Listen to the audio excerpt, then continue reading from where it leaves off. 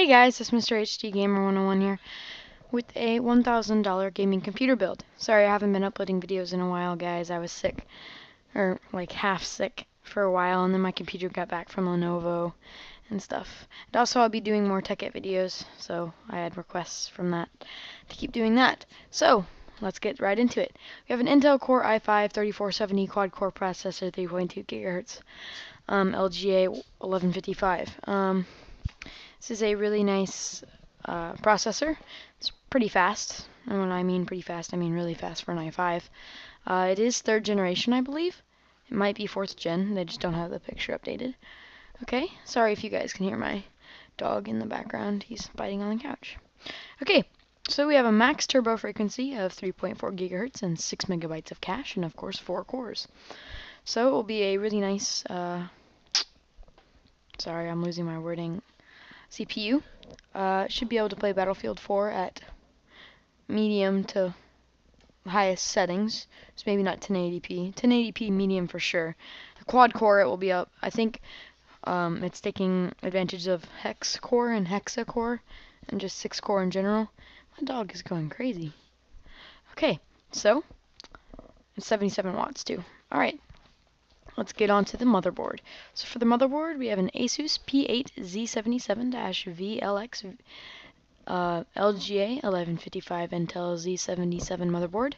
It's a really nice board. We have 4 slots for RAM. We have a 24 pin power connector. We have 2 slots here for graphics cards, which means, oh shoot, my dog got down. Okay, so that means that we have, so that means that we can do SLI or Crossfire, so that's pretty nice. Then we also have USB 3.0 and SATA 6 gig ports, see? And here's all the stuff we have here. VGA, DVI, HDMI, optical, and 3.0 and HD sound, of course. Okay, so then let's get on to the RAM. So we have Crucial Ballistic Sport 16GB kit, DDR3 1600 MHz RAM. I'll be using this for a lot of my newer builds now. Ballistic Sport is a really good RAM, and then Crucial, of course, is the company. They have aluminum heat spreaders, and this 2-pack just means, oh sorry, that was my dog, he's in my lap now. The 2-pack just means that you get 2 sticks of 8 gigabytes.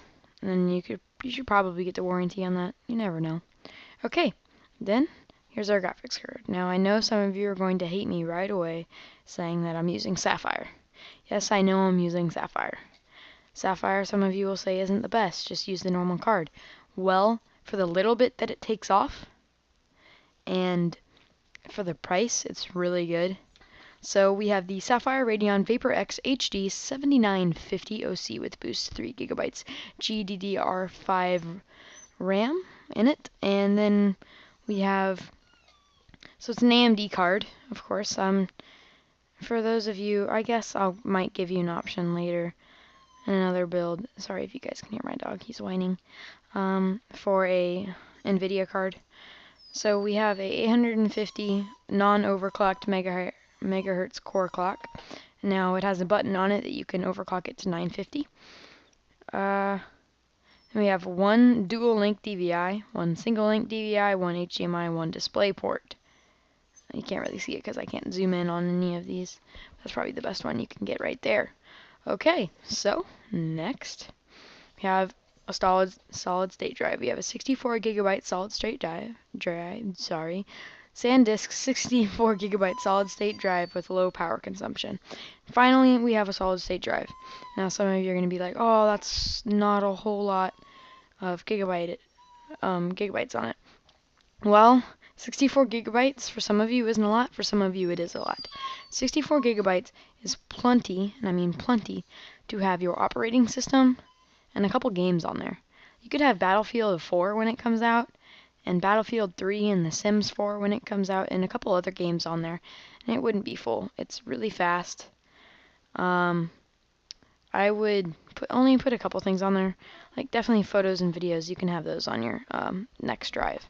So now we go into the Western Digital Blue 1 TB desktop hard drive. 7,200 RPM. This is a standard drive for me. It's pretty nice. 64 megabytes of cache, it looks like. I'm not using the cheap 32 or 16. So, I mean, it's pretty standard now. Well, standard, I mean, yeah, standard are normally SSDs probably now. This is just your normal HDD. So, let's get moving on here. So for our power supply, we have the Corsair CX750 Builder Series ATX 80 plus bronze certified power supply. Now 750 watts is crazy. Like, you don't know how crazy that is. I mean, you could add that second graphics card in here and have enough for probably an i7 overclocked processor. Like 750 is really beast. Now you're not going to be able to put 2 Titans in this thing. 750 I don't think is that much. Okay, so it's just a really nice power supply. You have all of the connectors you would ever want right in there. SATA, floppy, 4-pin, nice braided cables, and Corsair is, of course, one of the most trusted brands. Okay, so next we have our drive. Now, I know it's not a Blu-ray drive, but it's still a drive. And drive, some of you are saying they're outdated. Some people still use them.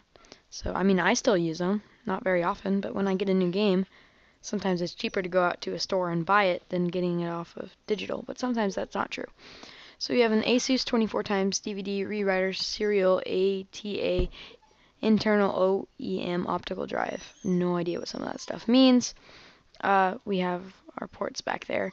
It's just a normal drive, I guess. I don't quite know what to say. So yeah, it's a drive. An optical drive.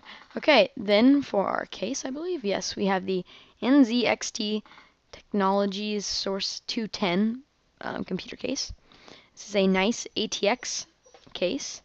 It's bottom mounted PSU there. So we have 7 expansion slots, so plenty. You have, I think it's 3 optical bays and 1, 2, 3, 4, 5, 6, 7, maybe 8 slots for possible hard drives and SSDs. It's a pretty cheap case, but it looks really nice and it's pretty quiet. It's got the power right there with the reset switch and then HD audio with 2 USB 2.0s, I believe.